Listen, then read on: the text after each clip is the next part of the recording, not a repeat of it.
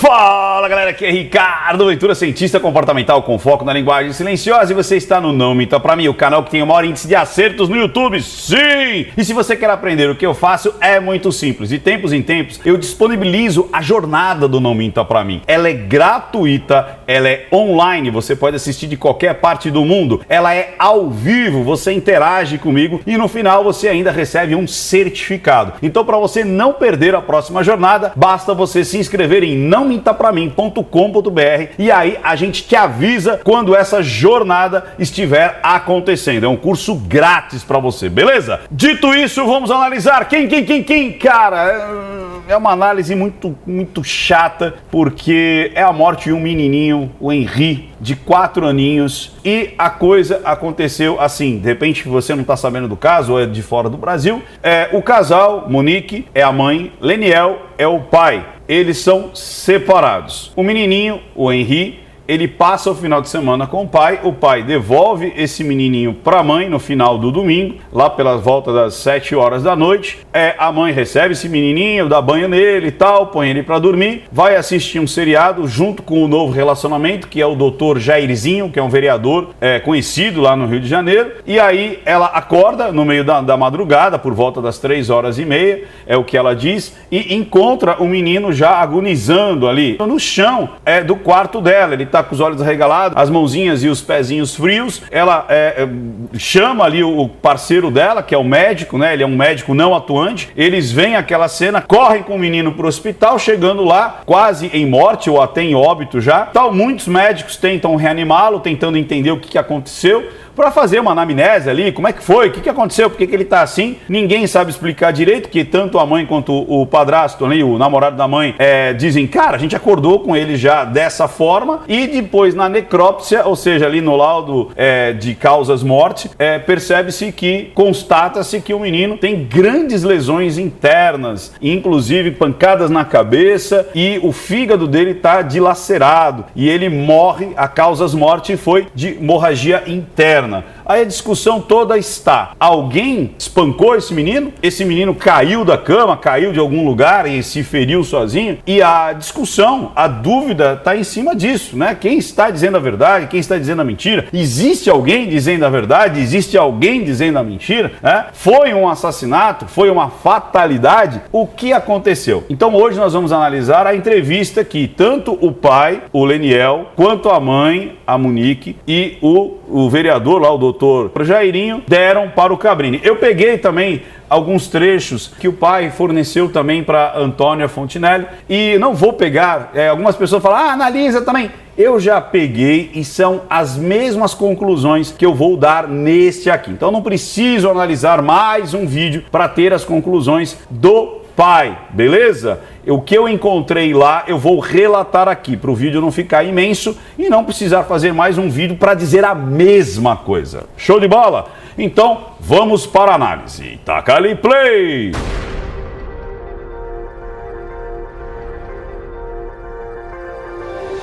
Chegando aqui, pessoal, lembre-se, beba água, beba muita água.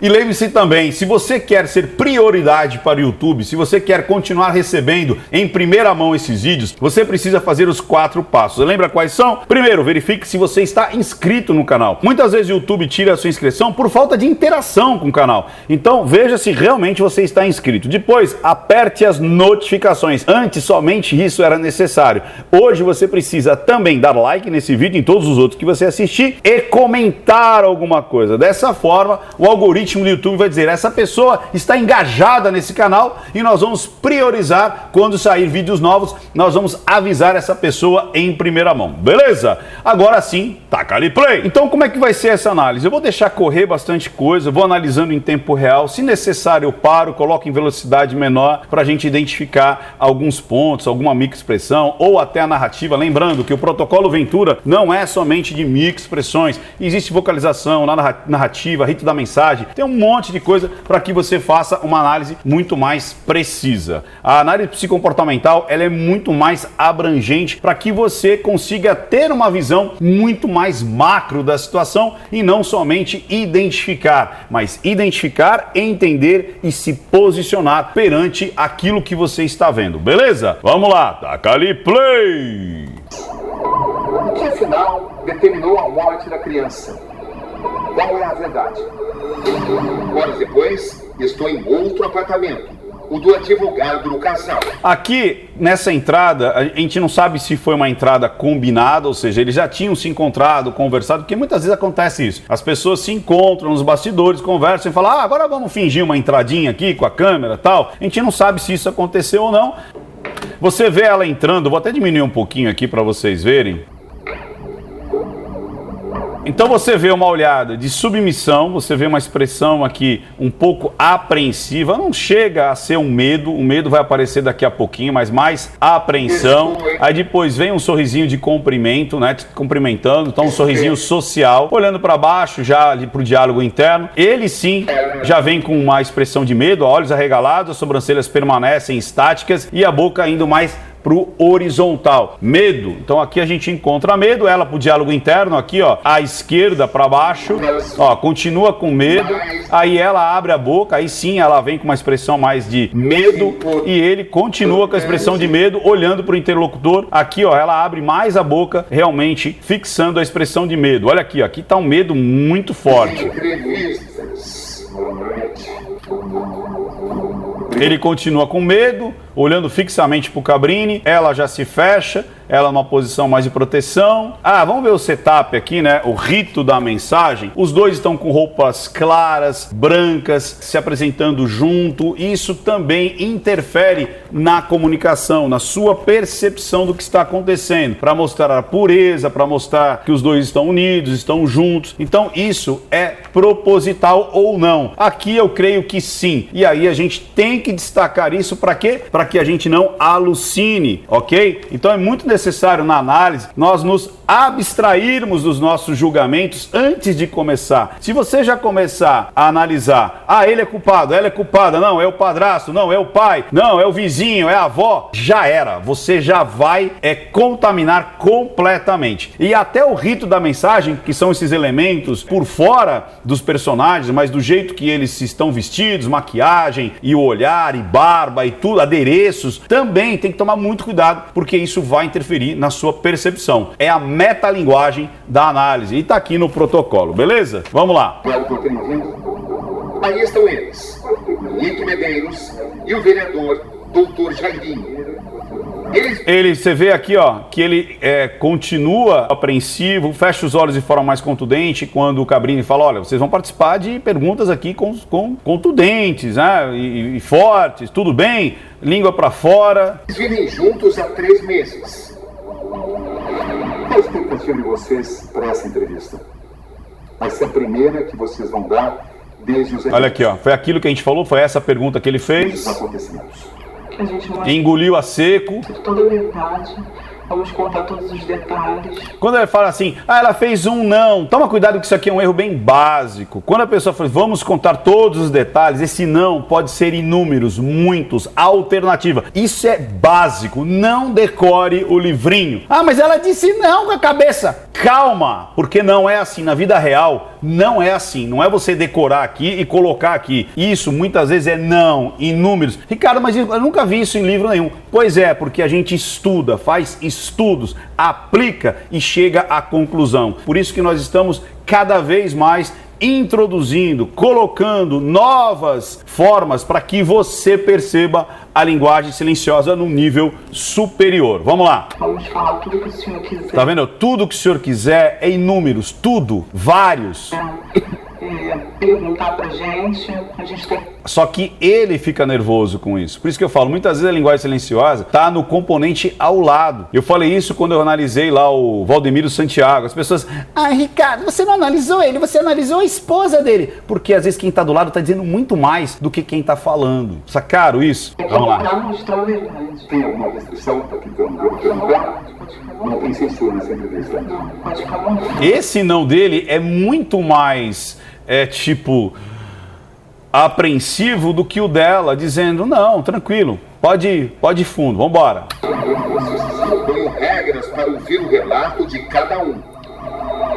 Aí você percebe que ela está muito mais fechada, ele protegendo os genitais. Isso aqui é uma coisa bem importante, de forma inconsciente. Muitas vezes, quando eu estou com medo de alguma coisa, principalmente os homens, eles protegem o genital. Então ele está aqui protegendo os genitais. Ela está bem mais fechada, ó. Ela está com os dois pezinhos juntos, com as mãos no meio das pernas.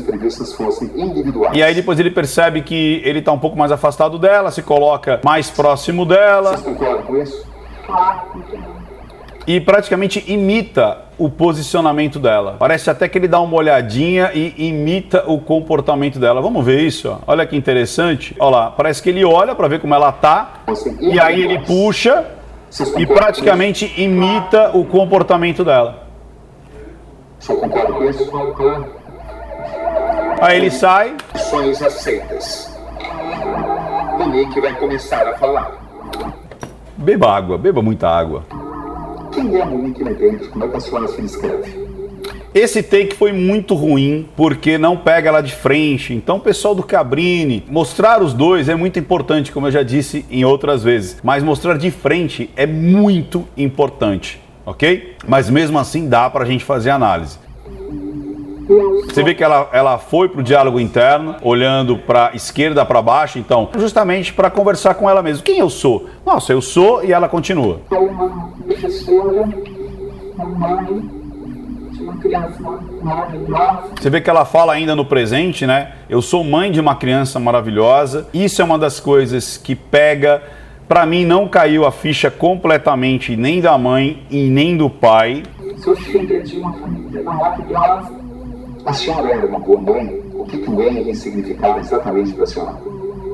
Ele é tudo para mim, para que ele é a minha vida, minha prioridade, número 1. O filho é a coisa mais maravilhosa que existia. Tá vendo? Quando ela fala assim, mais maravilhosa, isso não quer dizer não. Isso é em números, intensidade, muito, ok? Na face da terra para mim. Ele é tudo de verdade, tudo. Aí vamos lá. Aqui eu percebi uma coisa, parece que ela está praticamente conversando com ela mesma. Existe sim um choro real aqui, um embargar da voz. Você percebe, por mais que ela tenha botox, você percebe aqui as sobrancelhas indo ao centro, os olhos de tensionamento, a boca vindo para baixo, o bigodinho chinês aqui.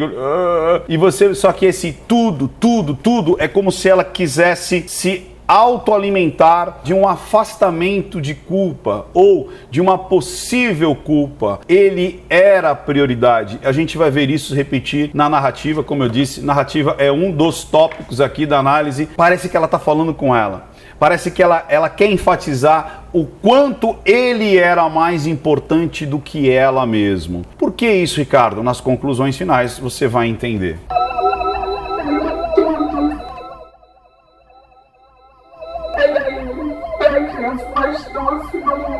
Era ele, ele era o principal.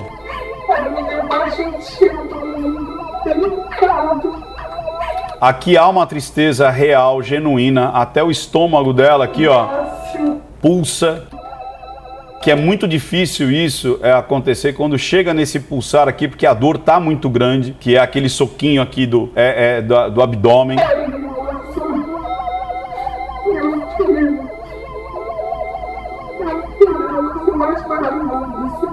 Mais uma vez, meu filho, repetindo as palavras como se ela mesma fizesse ali quisesse comer essas palavras. É como se fosse uma retroalimentação, uma autoalimentação do que ela está dizendo. Aí, ó, aqui tem uma foto também, e a gente vai ver essas fotos repetirem, onde sempre ela está em primeiro plano. Pelo menos as fotos que eu vi, sempre quando ela está com o filho, sempre está em primeiro plano. Vou explicar isso no final. Todas as fotos que tem dele na piscina, era do meu celular. Tá bem congruente, todas as fotos que tem na piscina era do meu celular. Quem levava era eu. Quem levava era eu. Presta atenção nisso, na narrativa. Eu que levava pra escolinha. Eu que levava pra escolinha. Eu torcia pra ele fazer o gol. Era eu.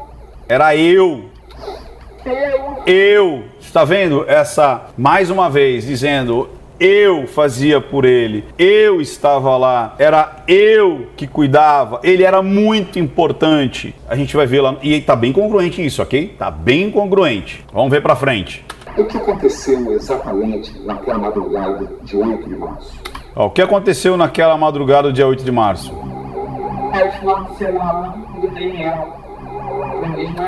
Ela tá lembrando, inclusive, sei que muitas vezes ela tá olhando para esquerda para lembrar do passado. E quando foi por volta de umas 6 horas da tarde, o Daniel me ligou dizendo que ele não queria ir embora, ele estava chorando. Isso é importante também, você vê que esse lance do estar chorando, ela não gosta muito, ela faz até um pouco de aversão. Vamos ver aqui, ó, atenção, ó, ela engole a seco. Olha isso aqui, ó, aversão, olha aqui, ó. Ela faz uma aversão dessa situação do filho não querer voltar para casa. Ela vai repetir isso algumas vezes, inclusive até por textos e tudo mais. Quando ela troca informação com o ex-marido dela, o Leniel, que é o pai do menininho. E isso é algo que incomoda muito ela. Tipo, ele gostava aparentemente mais do pai do que da mãe. Vamos lá.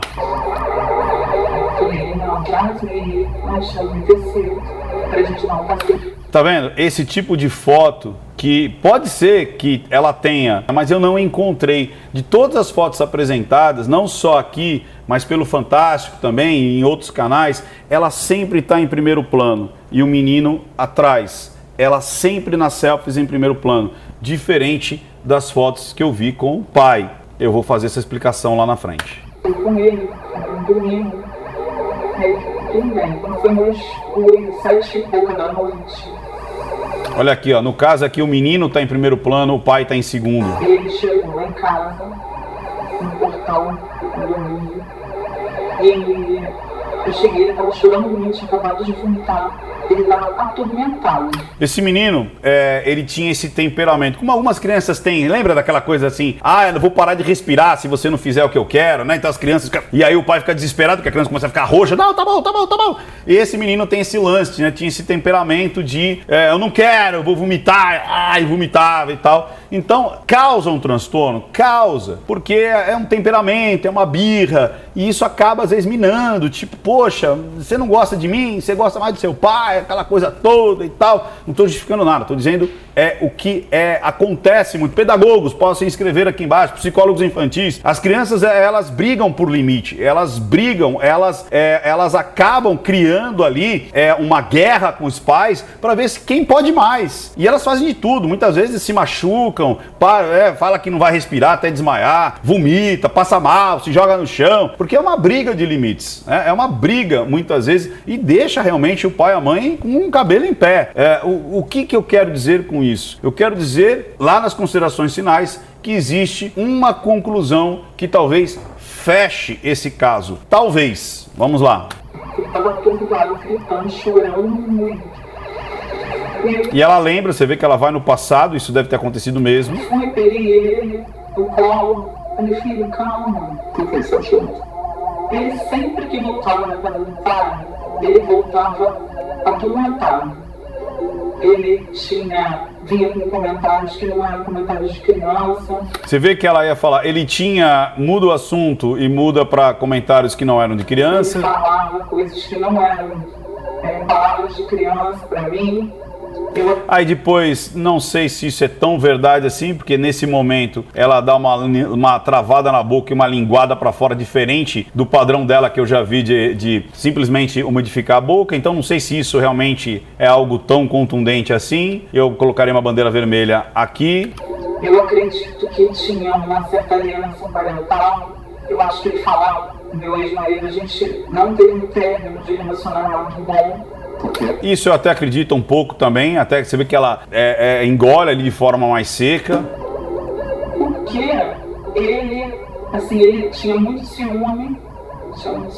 Você vê que ela repete 2 vezes, tudo que ela quer acreditar, ela repete 2 vezes. Ele tinha muito ciúme, aí fala com a vocalização um pouco mais embargada. A senhora consegue voltar no tempo e imaginar a senhora subindo com a criança em direção ao tratamento?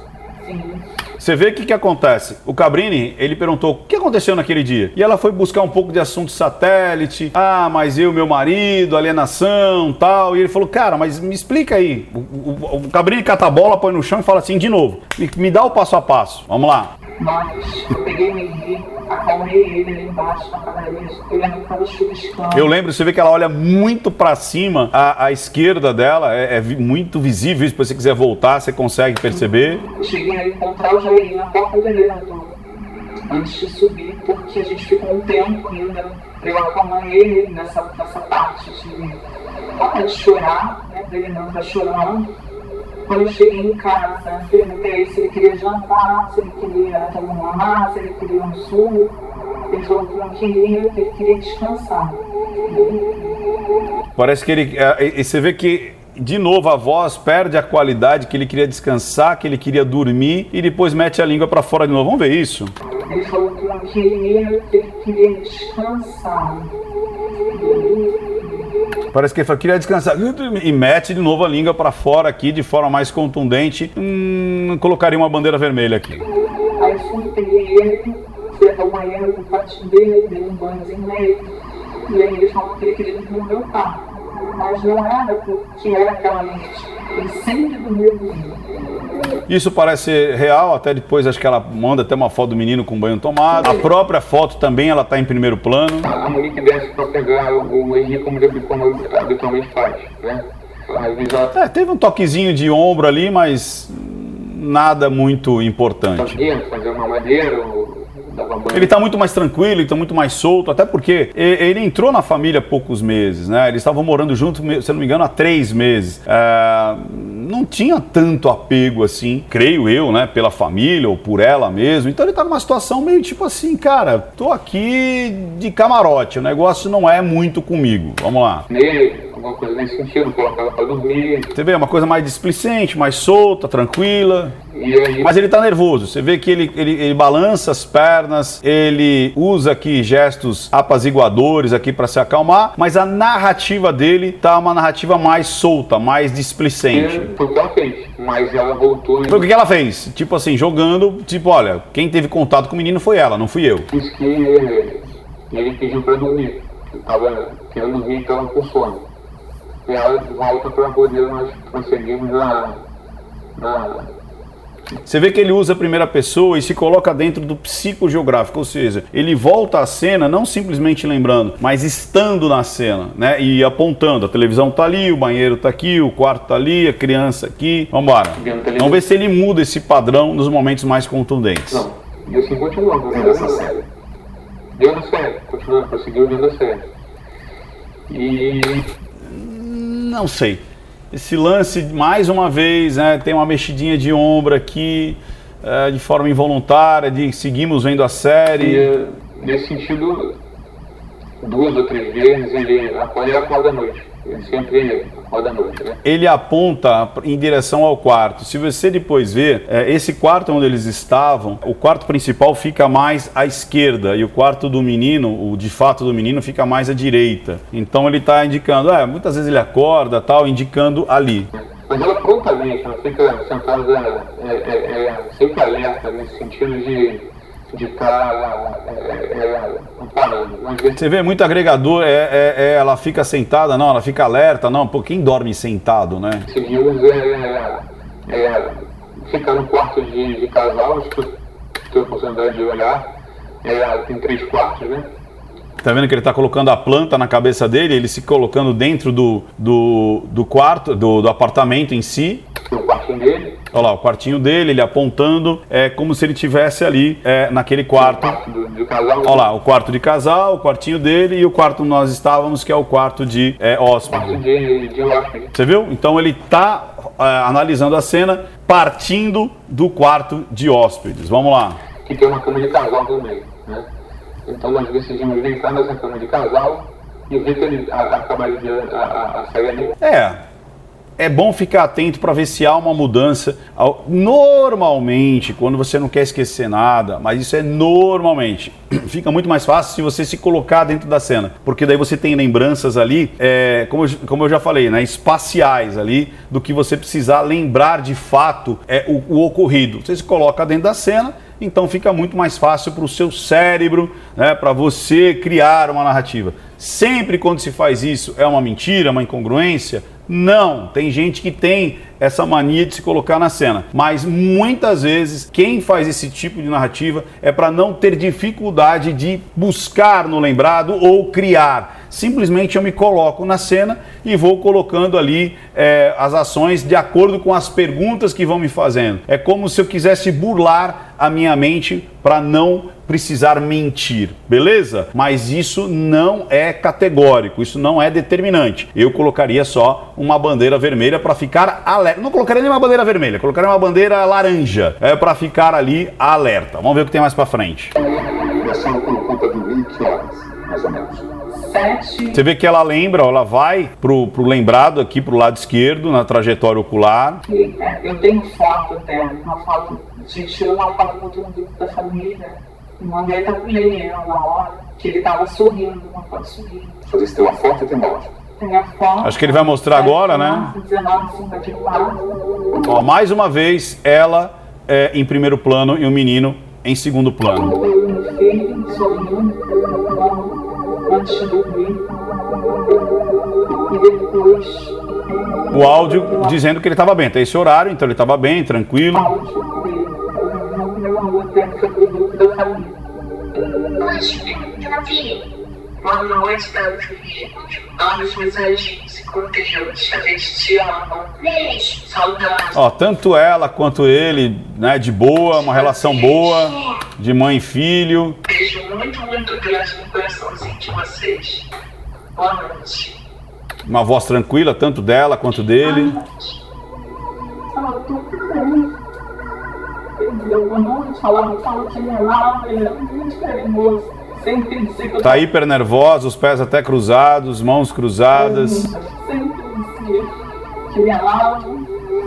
E sempre pedia história, contando infinitas histórias pra ele. Você vê que esse lance, que me amava, sempre me amava, meteu a língua pra fora de novo. Talvez seja uma mentirinha social, não é toda hora também. Até porque é aquele negócio, quem vive o dia a dia é diferente, né? Às vezes a criança no dia a dia, ela vê assim, nossa, a mãe tá dando as correções, a educação, e o pai é o que leva pra passear, né? Então, às vezes tem essa birrinha e tal. Eu digo assim, às vezes ele é mais carinhoso com quem leva a passear do que quem educa. Batendo no meu filho dele todas as noites. Todas as noites. Você vê que ela repete muitas vezes, todas as noites, todas as noites. Mais uma vez, parece que ela quer se se identificar com essa situação, clemenciar-se dessa situação toda, né? É como se fosse um pedido de clemência para si mesmo, tipo, eu sou uma boa mãe, eu fui uma boa mãe, eu fiz o que era necessário. Ela tá falando isso para ela mesma. Vamos lá? Adolescente? Sim. E no quarto de hóspedes vocês continuaram assistindo a série na TV? Então, a gente continuou assistindo. Só que eu tava encostado, já ia logo em seguida dormir. E eu fiquei assistindo aí um pedaço da série até chorar. Parece estar bem congruente. E aí, por volta de umas 3 e pouca da manhã, mais ou menos, Vai pro diálogo interno, não lembra exatamente. eu despertei. Esse despertar que tá um pouco estranho. Vamos lá? Porque ela olha pro lúdico. Deixa eu ver isso. Eu despertei. Eu despertei, disse um não, se afasta, aperta a mão um pouco mais, ó, vai começando a se afastar. Essa parte eu já não sei se é exatamente assim. Se ela despertou primeiro, como foi, enfim. Aí eu colocaria uma bandeira vermelha. Tô achando um pouco estranha essa parte aí. Vamos lá. Ela atendeu dela me acordando. Amor, acorda porque... Tá vendo? Ele se coloca agora no lugar dela. Amor, acorda aí. Parece que ele mais uma vez, eu não sei se é o padrão dele ou não, mas agora ele tá na posição dela. Então ele sempre se coloca na posição do personagem. Não é normalmente assim, porque se eu tô dormindo e alguém me acorda, tipo assim, aí ela me acordou. A gente se coloca na posição e agora ela tá se colocando na posição dela. Vamos pro nosso quarto. Olha lá, vamos lá pro nosso quarto, vamos lá. Normalmente quando você está recebendo ação, a memória que você tem é, vamos lá pro nosso quarto. Tá bom, ela me cutucou, ela me chamou, ela me chamou para ir pro quarto, né? Não, ele tá colocando agora a posição dela. E aí deu até uma puxadinha aqui, vamos ver isso aqui? Vamos lá, vamos pro nosso quarto. E aí não sei se é um caguete dele ou não, mas incapacidade, incompreensão. Eu levanto e vou no banheiro. Aí eu me levanto e vou pro banheiro. E aponta psicogeograficamente onde é o banheiro, porque o banheiro realmente é daquele lado, que eu decorei praticamente ali a estrutura do quarto. Vamos lá. Levantou para o banheiro e eu fui direto pro quarto. Aí quando eu abri a porta do quarto, eu me vi deitado no chão. Lá. Peguei meu filho, botei na cama, em cima da cama. Aí eu já estranhei, mas eu peguei as mãos dele e a mão e o pé dele estavam muito geladinho com os pés. Aí eu gritei pro Jair, falei, Jair, pelo amor de Deus. Ó, ela lembra disso. Agora, o gritei pelo Jairinho, ela vai pro lúdico, né, cara? Vamos ver de novo isso? Com os pés. Aí eu gritei. Aí eu gritei, olha aqui, eu gritei e olha pro lado do lúdico. Eu gritei pelo Jairinho, faz um micronão. Eu gritei pelo Jairinho, falei, Jairinho, pelo amor de Deus, vem aqui, corre aqui. Aí ele foi, correu, falei assim, Henrique tá gelado. Essa dinâmica não tá me agradando. Aí ele falou assim, pega uma manta. Ele não estava esperando, vamos pro hospital agora, correndo. Ele foi, enrolou ele numa manta, eu peguei meu filho no colo. Vamos correndo, botei a roupa que estava em cima do pijama, botei qualquer roupa.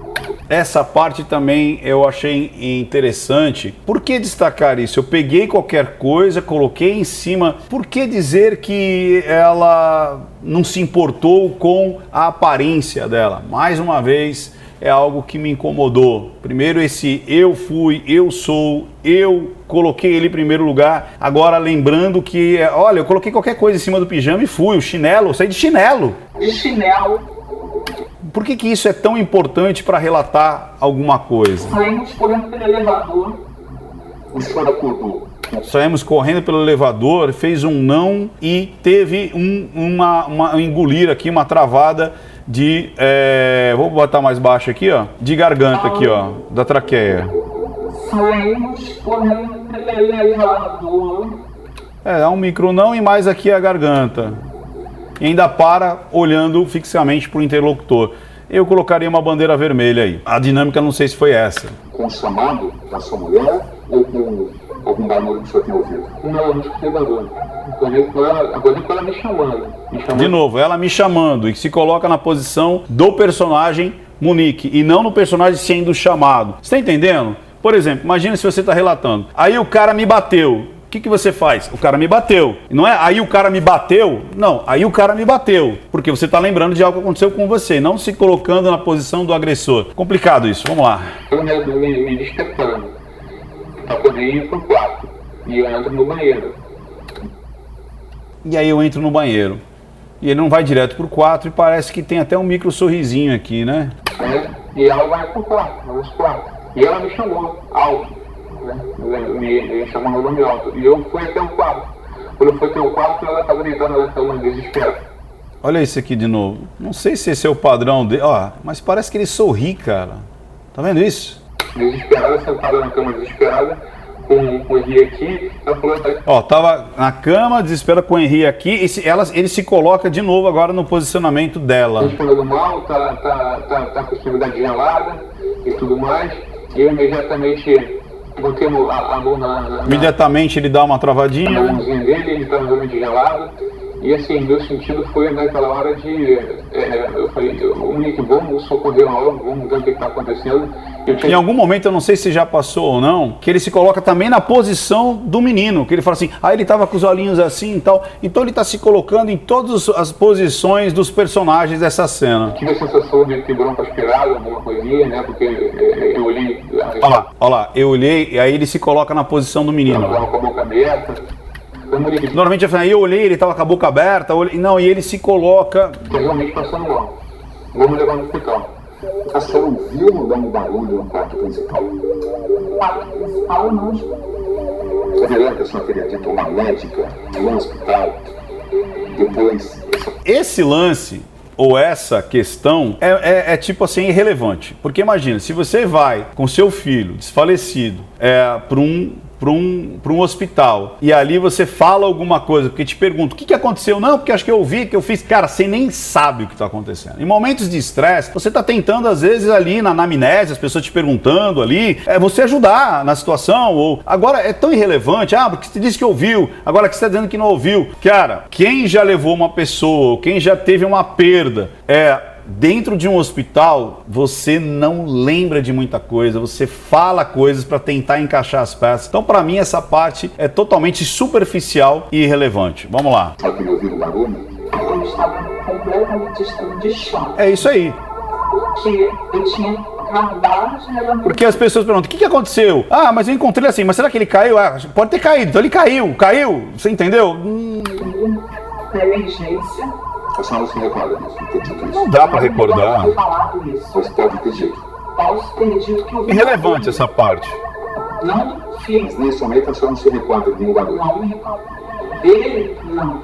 Me recordo de barulho da televisão. Isso é mais importante. Eu me recordo do barulho da televisão. Ela acordou com o barulho da televisão e não com os barulhos com a criança. Guardem isso. Ninguém falou disso. Para mim, isso é o ponto mais relevante dessa história para ela. Vamos lá. Ao examinar a criança, o senhor observou ferimentos Eu graves? não examinei a criança, botei a mão na extremidade dele.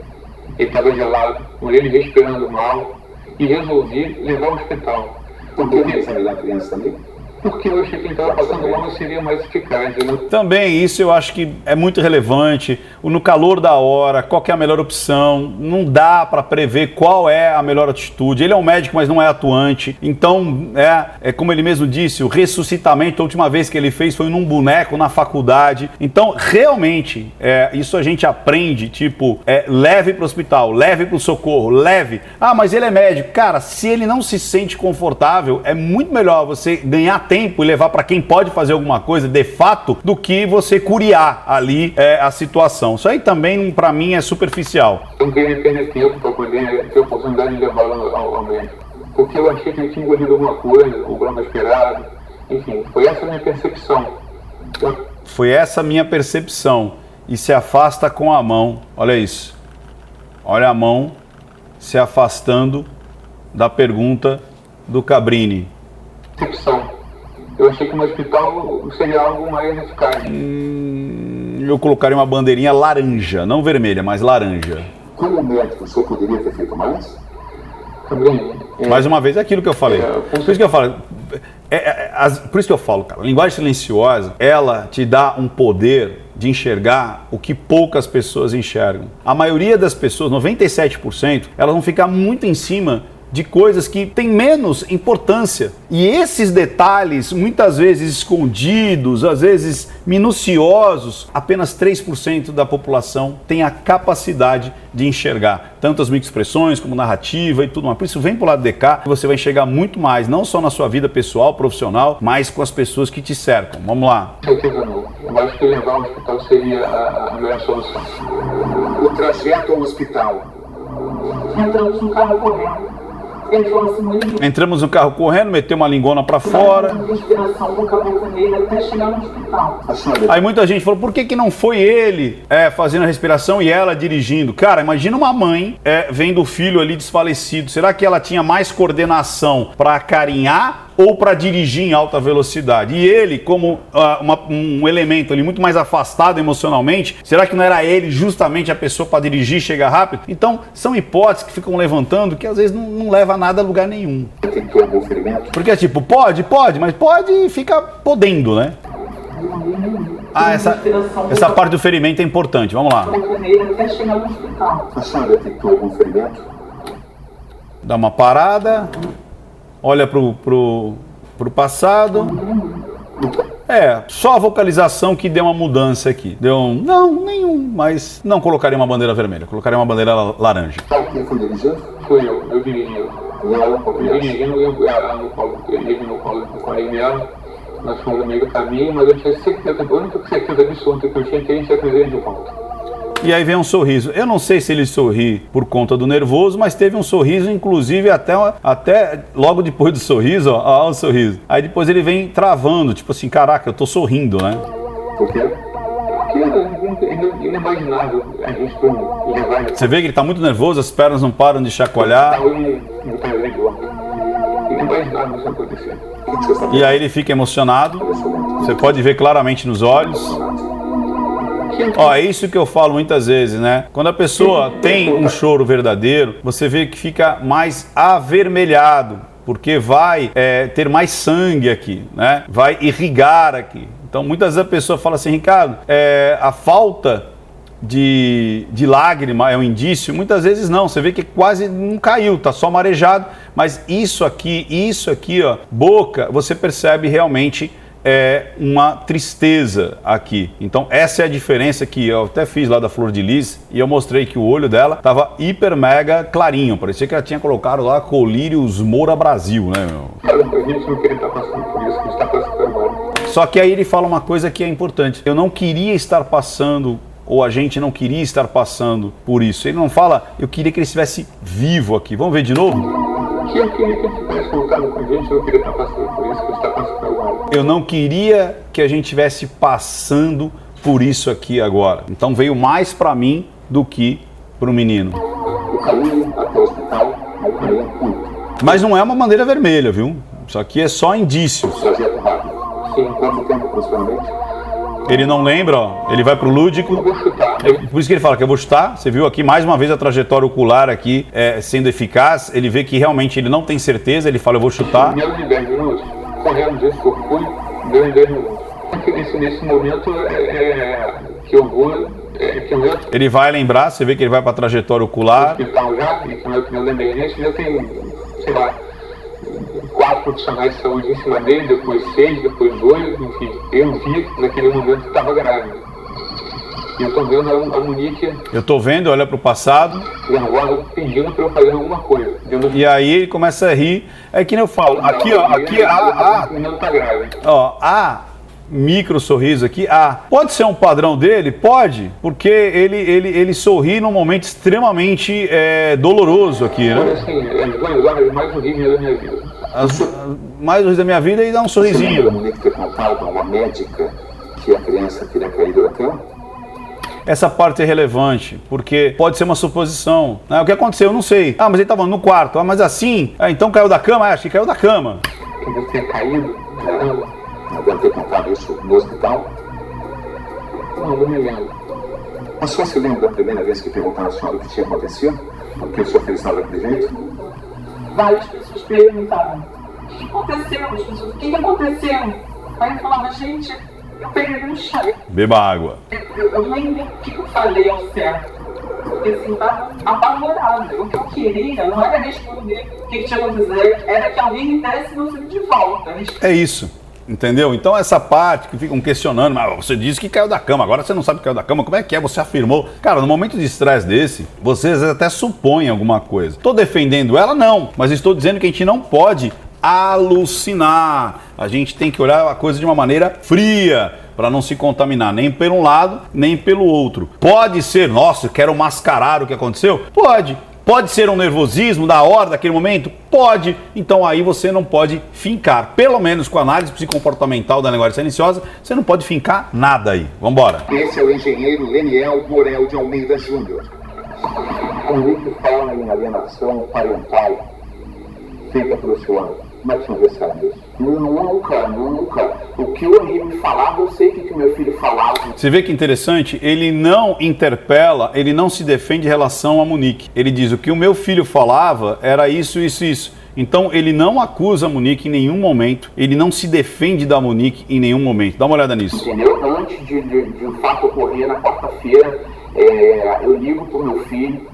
O meu filho relata de... Quando ele faz isso aqui, ó, a gente vai ver isso muitas vezes lá na entrevista da Antônia Fontinelli, como eu disse, eu não vou ficar passando porque seria mais conteúdo da mesma coisa. O que eu vejo nesse rapaz é o seguinte, um cara tá triste, chega um momento lá na Antônia que realmente ele até vai às lágrimas, embarga a voz e tudo mais, mas eu vejo ele muito centrado e zero ataque em relação a esposa, a ex-esposa. O que me passa é que esse cara não caiu a ficha ainda, saca? Ele tá muito, sabe, tá muito tranquilo, tá muito... É como a gente fala, a gente não sabe quem são essas pessoas. Mais uma vez, não meça a vida dos outros pela sua régua, como você faria, como você agiria, porque a tua vida, você mede com a tua régua, e não, essa régua não serve para medir a vida do outro. Vambora.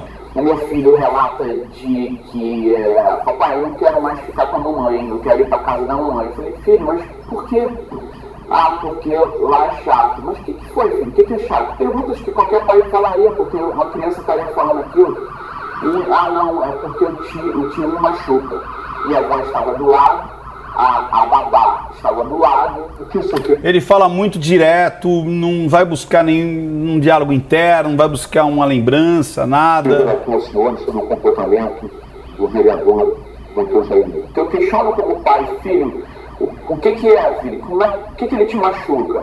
Ele fala assim, papai, ele me dá um abraço muito forte. Foi pro sinestésico nesse momento, né, buscar, quando ele foi falar de forte, você vê que ele foi até por uma lembrança rápida. Eu falei, sim, filho, na mesma hora eu pego. Na mesma hora eu pego, e aí ele vai para um auditivo lembrado. Olha que legal isso. Então, você vê que mesmo um cara que tem pouca trajetória ocular, a gente consegue perceber essa trajetória ocular acontecendo. Então, por mais que ele force ali os olhos, olhando para o interlocutor, você acaba vendo essas pistas aí. Sim, filho.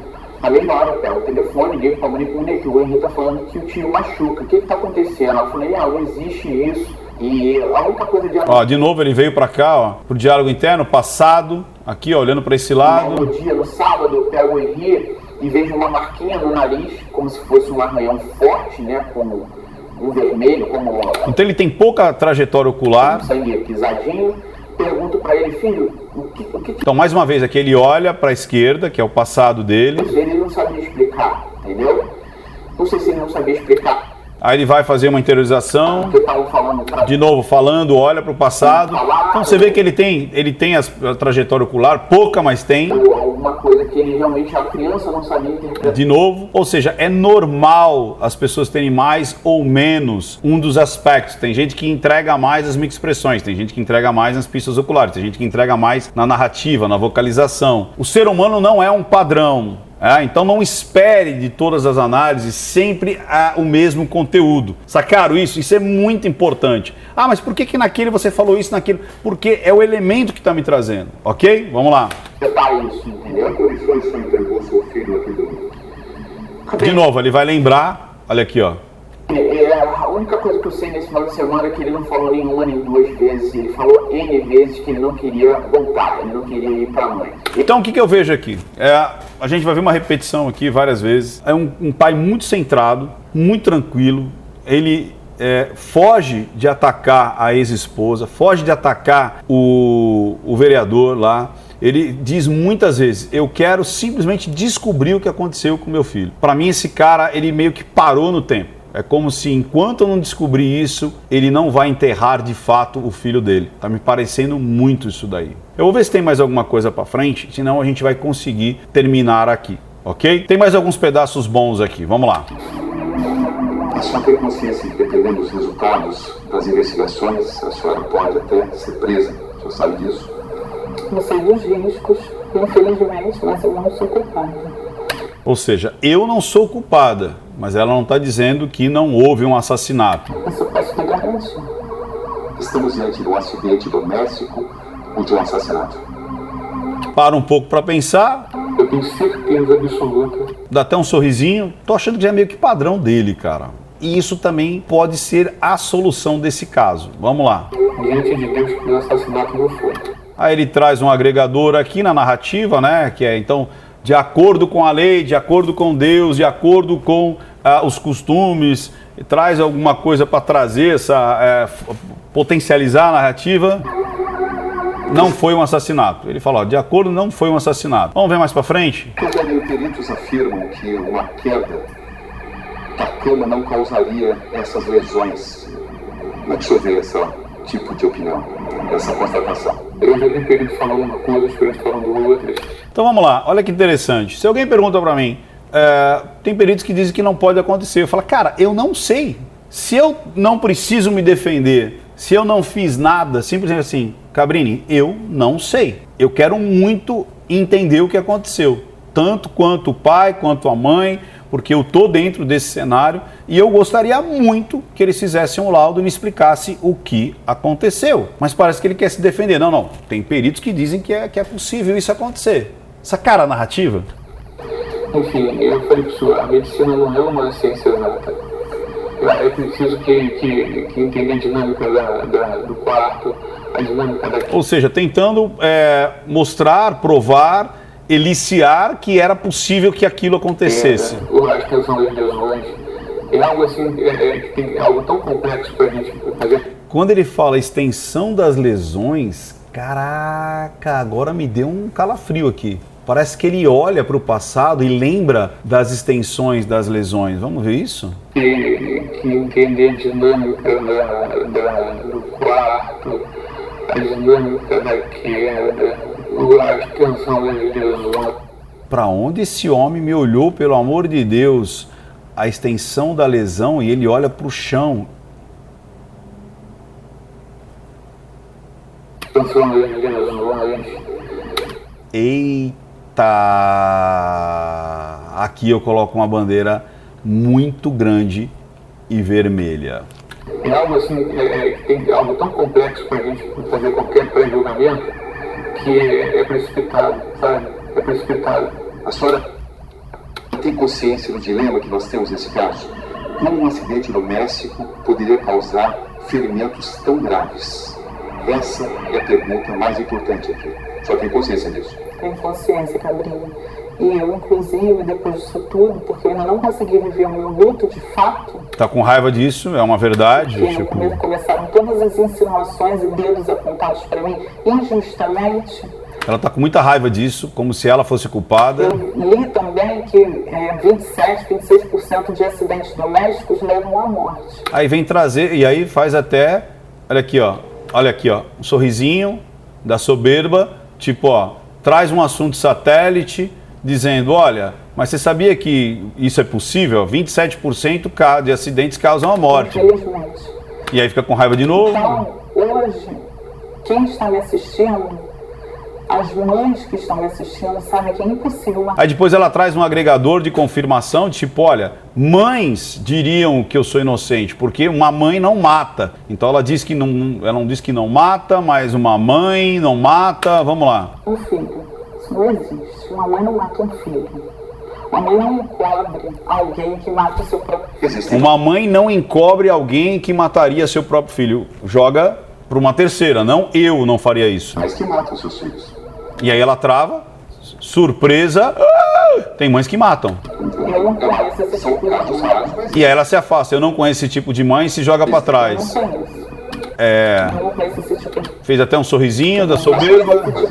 Ó, aí vamos, a senhora seria capaz disso? Aí o Cabrini já joga na ferida. Eu não conheço esse tipo de crueldade. A senhora seria capaz disso? O que ela responde? Eu não conheço esse tipo de crueldade. Vamos lá? Eu não conheço esse tipo de mãe. Mas existem. Eu não conheço. Eu não conheço esse tipo de mãe. Eu não conheço esse tipo de crueldade. Eu não conheço esse tipo de crueldade. Não respondeu. Ai, ai, ai, ai, ai, ai, ai. Vamos ver se tem mais alguma coisa pra frente? De que o meu filho era perfeito, estava perfeito, e a gente quer que isso seja esclarecido, tá? Do que aconteceu com ele. Existe uma nuvem cinzenta para mim entre as 19 horas e as 4 horas da manhã. Eu queria saber o que aconteceu com o meu filho. Esse cara, ele tá muito assim... Ele é engenheiro, se eu não me engano, né? Então ele tá muito metódico, ele tá muito centrado, ele tá muito assim, pragmático e programático, sabe? Tipo, pá. Ele tá muito racional, muito cartesiano. Você vê que é muito aqui, ó. Pode ser por conta até de como ele pensa, como ele age, mas por dentro esse cara parece que vai estourar em algum momento. Ele não estourou ainda, mas ele vai estourar. Vamos ver se tem mais alguma coisa pra frente? Vamos ver esse finalzinho aqui, então? Senhora Dona Henri, a senhora costumava castigá-lo? Nunca. Meu filho, Jamais. Alguma vez a senhora chegou a bater? Nunca bati no meu filho. O Cabrini aqui com essa pergunta está querendo trazer esse viés. Será que teria sido ela que teria espancado o menino e tudo mais? Vamos ver o que ela responde. Nunca bati no meu filho. Nunca nessa vida. Meu filho só tinha amor. Meu filho só conheceu o amor. Tá bem contundente, tá bem verdadeira. Jamais aconteceu. Nunca bati nele. É isso aí. Qual era a sua relação com ele? Excelente. Boa. A relação com ele é melhor possível. Opa, olha a narrativa como é interessante, né? Como foi decaindo. Excelente, boa, a melhor possível. Vamos ver de novo isso? Excelente. Boa. A relação com ele é melhor possível. Ou foi decaindo, né? Tipo, não, excelente, boa, a melhor possível. Uma criança que... E aí ele começa com esse sorrisinho dele, que parece que é meio dele, né? de 4 anos de idade. O menino só traz alegria. Não há uma tristeza, tipo um menino triste, não, é tipo, cara, é como se risse da desgraça, né? Eu não tô dizendo que ele tá gostando dessa situação num sentido explícito, como eu disse, pode ser um jeito dele de se expressar? Pode, e isso vai ter consequências nas considerações finais, vamos ver. Chegou a se irritar com ele, como assim? Não tem como, cara. Eu sou pai de 3 filhos. Eu tenho um filho de 24 anos de idade. Muito sereno, tá vendo, sabe? Tem gente que se expressa assim, né? Tipo, cara, é tão ridículo isso que você tá falando que chega a ser engraçado, saca? Mas vamos lá. Eu de 14 anos de 8. Eu já passei por tudo que criança faz, a gente chega. Entendeu? Tipo, tá, tudo que criança faz... Sabe o que criança... como é que criança... Agora o que eu quero que vocês entendam é a metalinguagem aqui. É justamente essa energia, essa têmpera, essa vibe que parece que não casa para o momento. Não há problema nenhum se expressar dessa maneira, né? Você rir da desgraça, rir de si, que tipo, cara, o que você está me falando chega a ser ridículo, chega a ser... Mas você depois, sabe, você ri e depois você trava, você fala assim, não, cara, quer dizer que eu matei meu pai? O que você está dizendo, você entendeu? Então, tem pessoas que trazem essa narrativa do escárnio quando são confrontadas numa situação. Você vê, cara, eu já passei por tudo, eu tive filho de 24 anos e 8, não sei, você sabe como é que são crianças. Isso não jamais aconteceria. E não finaliza no... Vamos lá? A criança age, como é que ela faz? Rindo. Como é que você vai se irritar com uma criança? Quem que se irrita com uma criança?